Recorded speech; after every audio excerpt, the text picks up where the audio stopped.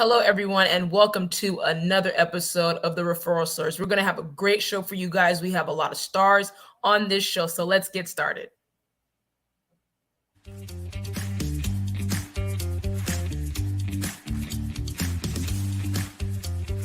It's time to grow your business and help others grow theirs.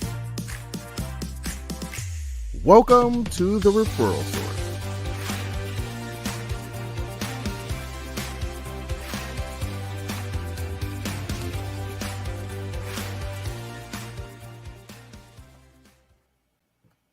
Welcome back to the Referral Source. I'm your host, Jasmine Pollock, filling in for Leon Thomas, and we have a great one for you. So let's bring in John.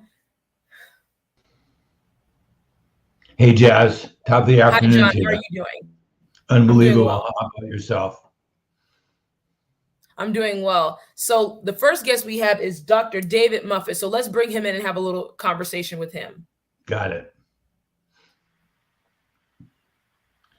Hi, Dr. Dr. David. How are David you? from Down Under. How are you? Yeah. Hi, John. Hi, Jasmine. Thanks for having me. Top of the course. morning, literally to you. It is. Well, sun's just poking its head up over the clouds at the moment. 5:34 in the morning, huh? It's early. It's the future. There you go. Hey, Doc, I've got to ask you, when you sold your practice a few years ago, what was the inspiration to become a dental consultant? What prompted you to do that? Well, John, I'd had a very successful practice, and towards the end of my practicing career, some colleagues in the speaking and presenting business said to me that it would be great if I could get out and tell my story to other dentists and other healthcare professionals and other business owners about how I built such a very successful business. That's awesome. So this is geared more towards the patients than the docs, because I got to think that there's going to be more potential patients watching today. What 2 or 3 things would you advise a potential patient for a practice to look for before they go ahead and get in the chair? Well, there are a couple of things that people can choose their dentist from. There's a list. They choose for location, they choose for price, and they choose for service. And what I did in building my practice was to make sure that the service that we offered was second to none in our area. In fact, it was so good that we had people travel from quite a distance away to come and see us, because we focused on making their visit to the dentist an experience rather than making their visit to the dentist purely about their teeth. That's awesome. That's why the name of your website is the Ultimate Patient Experience, the UPE. I teach dentists how to build practices that are based on that customer service. You know, the service that you get in Nordstrom's, the service that you get at the Ritz-Carlton, that sort of service, which is unheard of in the dental industry. Normally, dentists are considered to be, masked men with a butcher's cleaver and an electric chair, and that's what people expect at the dentist. So when they go to the dentist, they actually find that it's like going to a spa. They find that that's an easy place to come back to. And you teach them. You've got a best-selling book on Amazon. I love the name of it. Why don't you go and tell the viewers the name of your best-selling book on the Zon? Yeah, my best-selling book, which has been out for a few years now, How to Build the Dental Practice of Your Dreams Without Killing Yourself in Less Than 60 Days. And it walks through. It's a narrative. It's not a how-to book, but there's so many pearls in there. But it's a story of how I built a very successful dental practice in a working-class part of Sydney, Australia. I have a question for you, Doctor. Yeah, Jasmine. Yeah. So, how did you and John first meet? Like, how was that process like for you guys to get here and be able to have this conversation? Well, John and I met via some marketing that I was doing in the USA to help dentists over there to build practices like the one that I had. And John approached me because John was working with messages on hold, which a lot of dental practices use, because dental practices traditionally are not well staffed on their phones and callers get put on hold. So there's an opportunity there for dental practices to be subliminally talking about themselves and what they offer on their on-hold messages. Thank you, Doctor. Of I think course. that there's a great story about your business partner and what she does and how you guys met. That's a very cool story. Yeah, my business partner, who happens to be my wife as well, Jane Bandy, we've been married coming up to 33 years now, and Wow. she still hasn't changed her name. She said she'd keep it the same just in case of divorce. But Jane worked in my office probably for the last 25 years after our children were old enough to find their way home from school.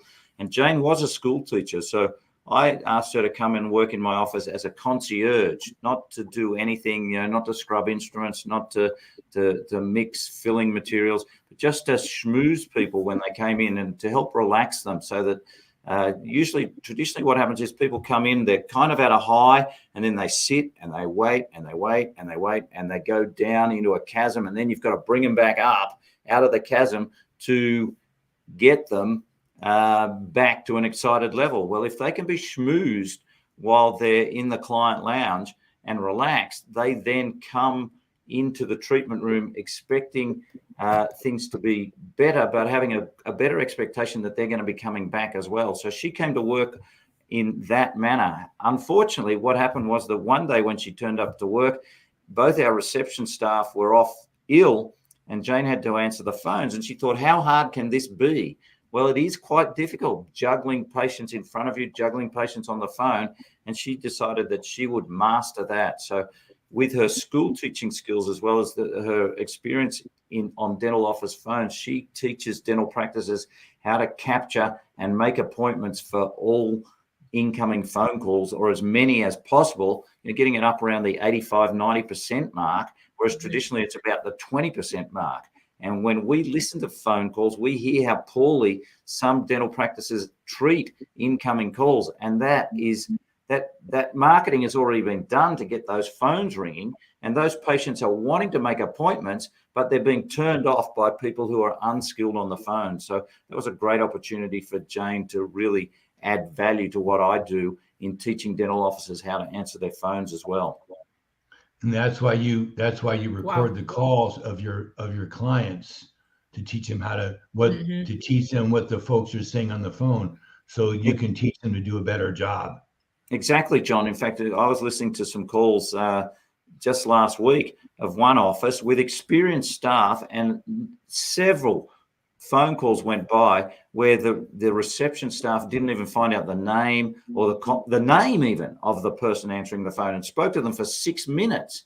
In fact, one phone call ended with the person saying, "You've been so helpful. What's your name?" Asked the name of the reception staff, and the reception staff didn't know the name or the contact number of that person. And that's an opportunity lost, because how do we then help that person even though they didn't make an appointment?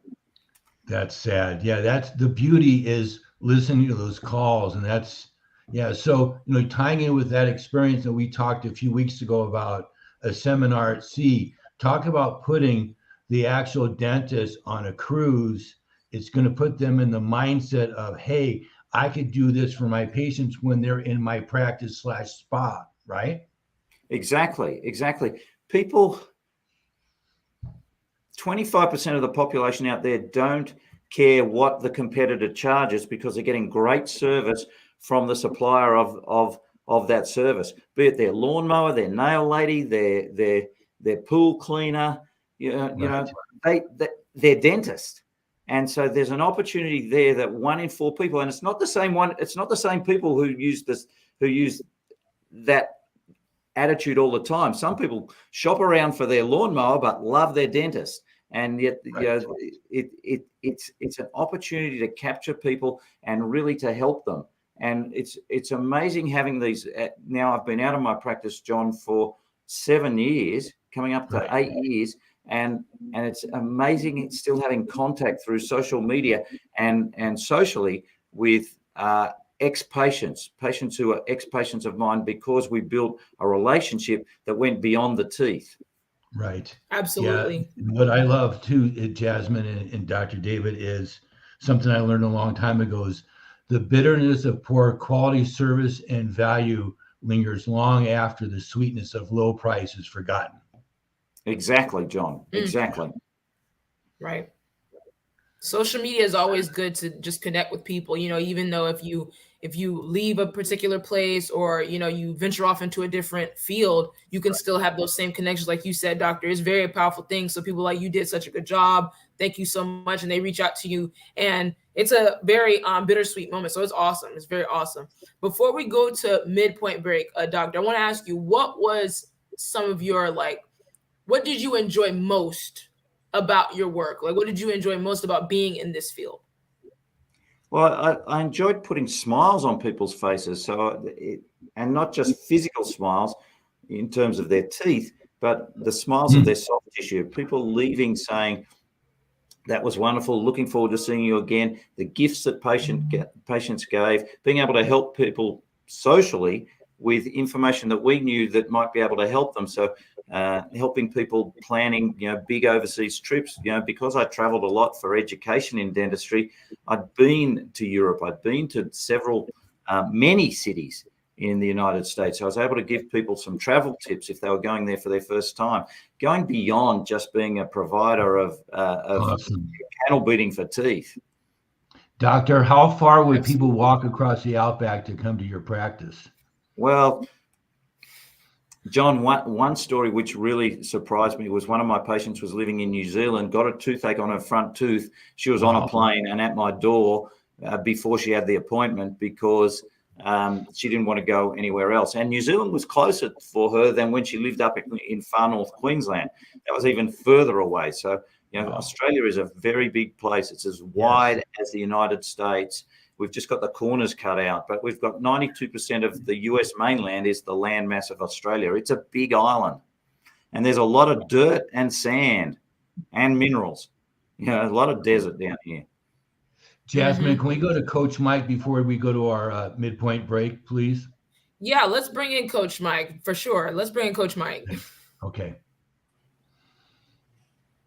Hi, Coach Mike. How are you doing? Everybody. How are you doing, Michael? I'm doing well. It's nice and sunny here in Houston. Not much humidity. I'm enjoying myself. Can't say that I enjoyed myself. If the doctor's listening, I went on R&R to Sydney, and I almost didn't make it out of there. So that was fun. My tidbit for today on my topical pain relief lotion is, I want to remind everybody that it is from nature's ingredients. All of the ingredients from the lowest number of ingredients we have in any single product is like 12, and we go up clear to 24. They're all mixed together. I guess the word would be blended together in a big vat, 500-gallon vat. Then we take the stuff from there for each different proprietary blend and put it into the appropriate tubes or bottles or jars or whatever it happens to be. Just an example of one ingredient I wanted to talk about today, and it's the one that's in every product that's out there today, is menthol. But menthol is our competitors put a lot into whatever kind of jar or whatever they're doing. So we only put maximum of 1.5%. It's the other stuff that makes a difference with us. And we have everything from capsaicin to witch hazel, willow bark, all the different kinds of stuff. Peppermint oil is another one. We actually use wasabi extract in one of the other ones. So if you need any information for any kind of ache or pain, or if somebody is interested in carrying these products locally wherever you are, contact me at coachmike822@gmail.com, or you can give me a phone call at 925-323-1093. Tell me that you saw me on the John Waller show, and then we can get started to give you a little bit more education. And if you want to try some, we'll work the details out. The tagline is Rub it on. Rub it on and the pain is gone. Thank you very much, John. Have Thanks, a good Coach week. Mike. Back to you, Thank Jazz. you, Coach Mike.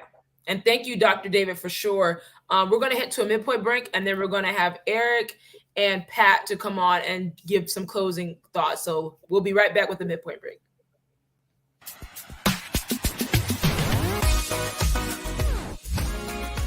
You're watching The Referral Source with John Waller.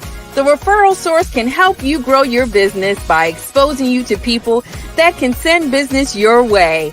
Many business owners try to get it done by themselves. Email campaigns, social media posts, and old-fashioned cold calls might work, but there's nothing like a referral. By being a guest on The Referral Source, you're exposing yourself to John's wide nest of contacts. And by watching The Referral Source, you will see a featured business and think about who you could refer to that business. The Referral Source is a win-win all around. If you would like to feature your business on The Referral Source by advertising or being a guest on the show, contact John Waller via email at theonholdguy@gmail.com. You can watch The Referral Source live each Monday at 3:30 Eastern on LinkedIn, YouTube, and Facebook. You'll also see replays during the week. And now, back to more of The Referral Source.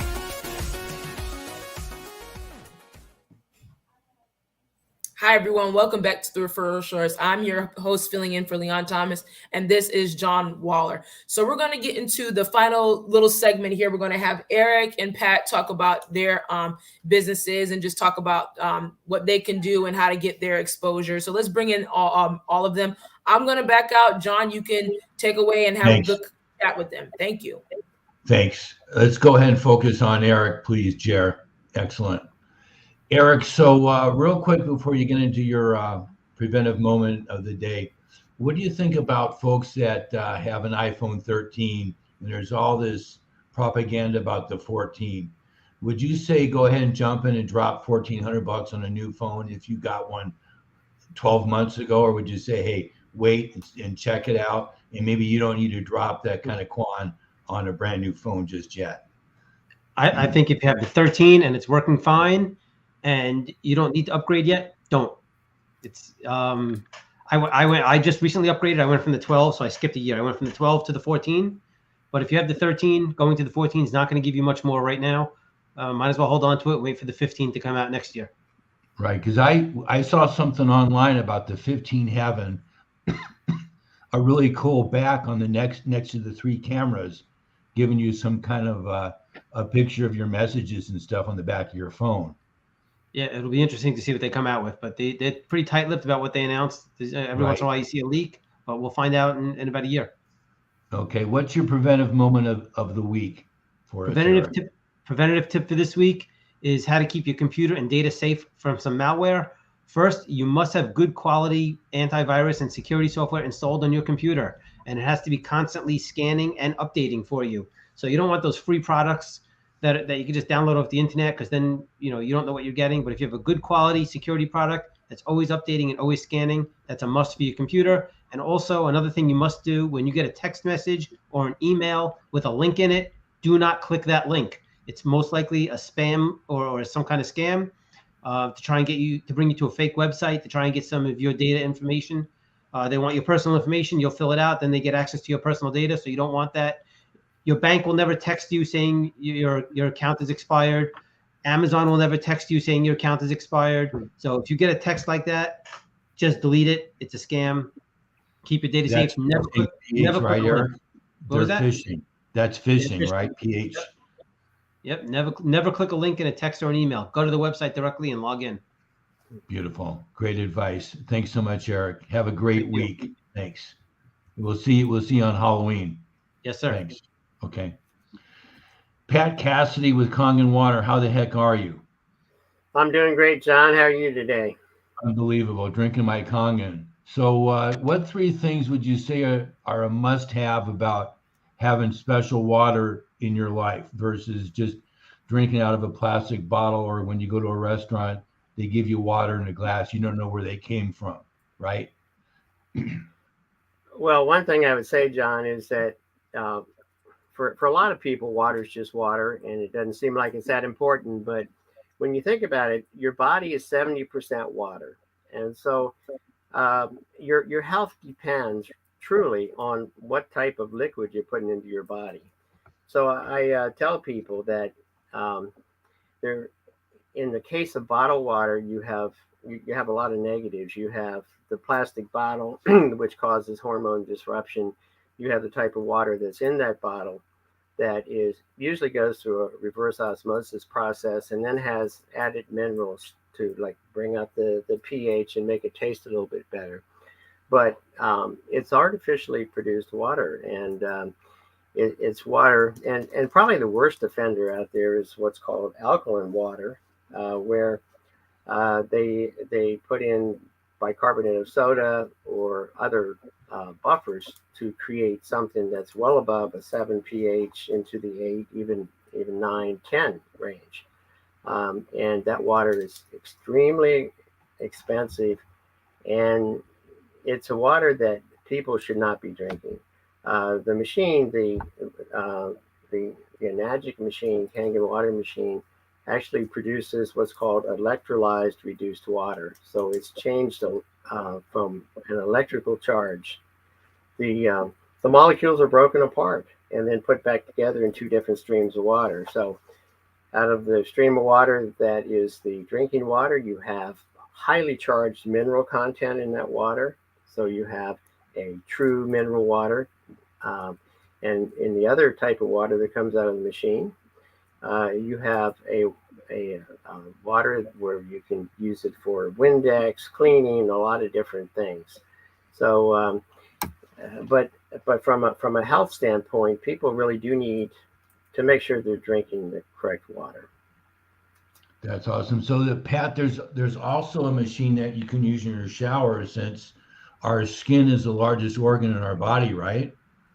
We want to make sure that the water going into our skin is the best water it can be, correct? Right. And the company that makes the machine is out of Japan. They've been producing these machines since 1974. So they've been producing these machines for a long time, and they have they have a device that you can attach to your shower or hook up in your bathtub, and it kind of turns your bathroom into a Japanese spa. So in order to get that experience, you would have to go to Japan to actually be in one of their spas. So they do have that device also. Cool. Anything else you want to tell us today, Pat, about the water, why it's so important, since our bodies, like you said, are 70% water? Drink the best water you can. Well, people talk about hydration, and it's not the amount of water you drink, but the amount of water that gets absorbed into your cells. And this type of water is extremely absorbable. It hydrates people.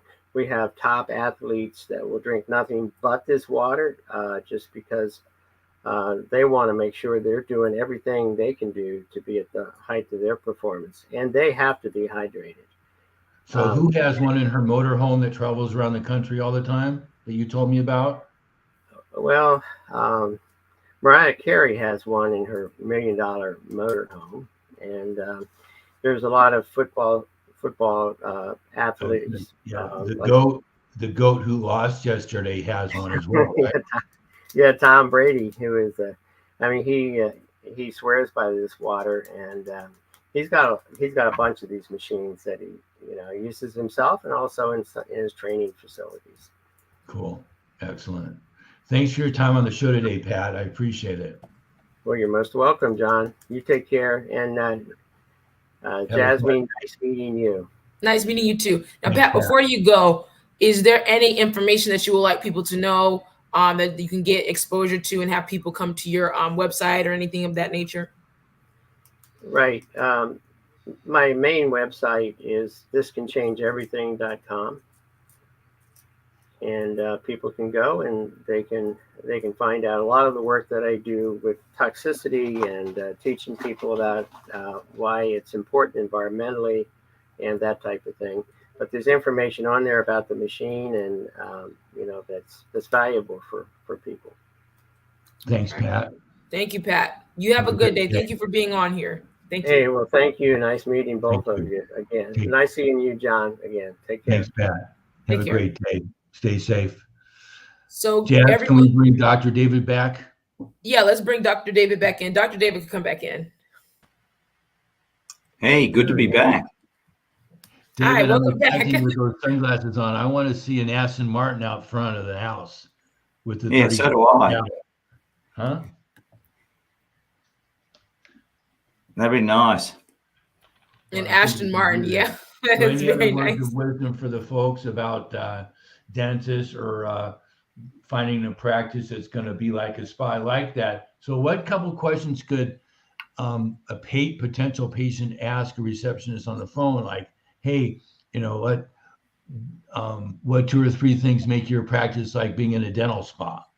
Could they do that?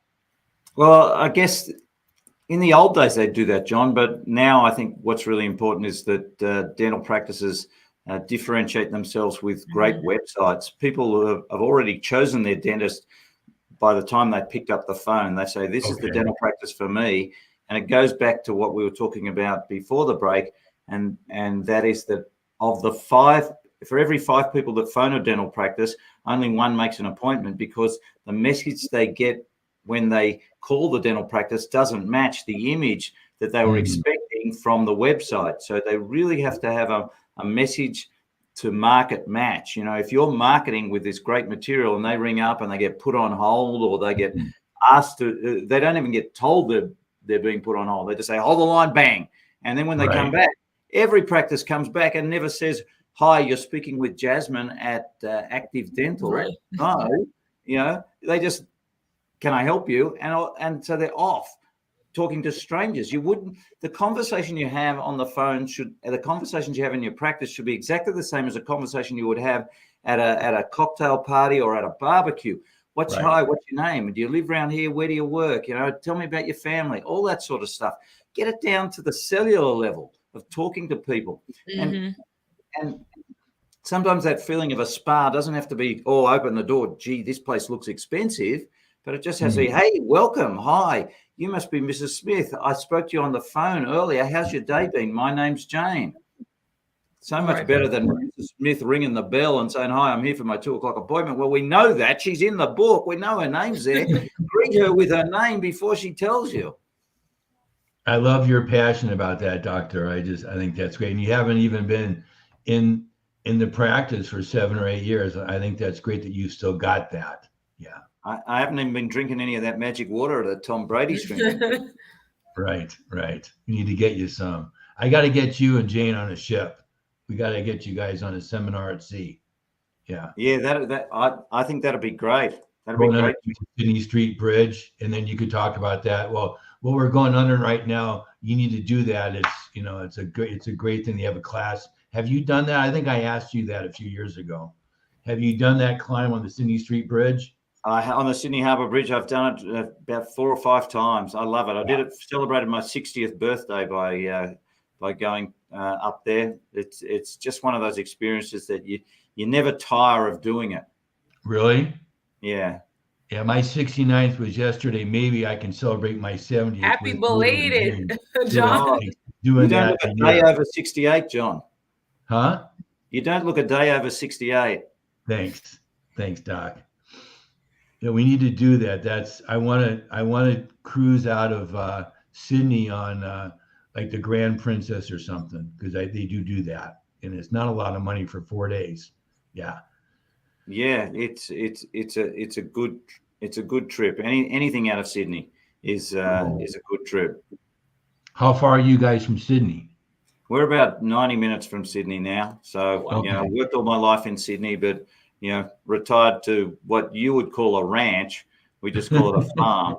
It's only 68 acres. We run 50 head of beef and just admire the view, and it's great. That's great. Well, I think we're going to wrap it up here today, Jasmine. What'd you say, John? I think we're going to wrap it up for the day. Let Dr. David catch a nap and get back to the cattle. Right, but before we go, let's put up Dr. John's information real quick, and then we're going to head out of here to close. Okay. So we got the So name Dr. there. There you go. David at theupe.com, his email. There you go. Mm-hmm. Perfect.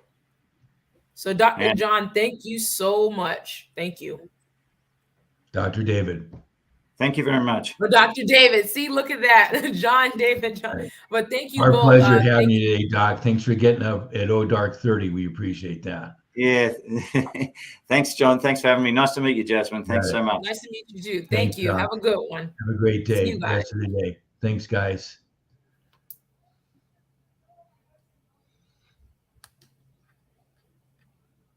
Thanks for watching The Referral Source with John Waller. The Referral Source airs each Monday at 3:30 on YouTube, LinkedIn, and Facebook. We'll see you next week on The Referral Source.